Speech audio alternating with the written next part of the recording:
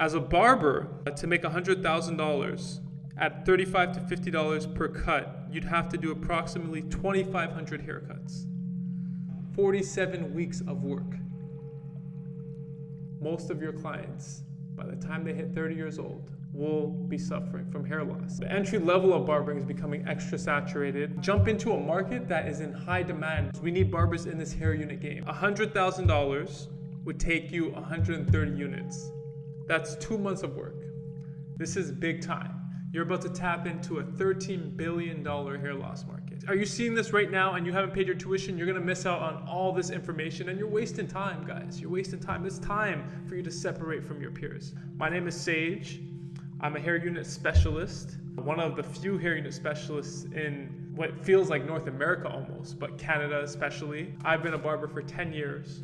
Let me give you a little insight into what you're about to tap into. So this course is jam-packed. I'm gonna show you how to implement a service that costs $750 plus per client. Damps.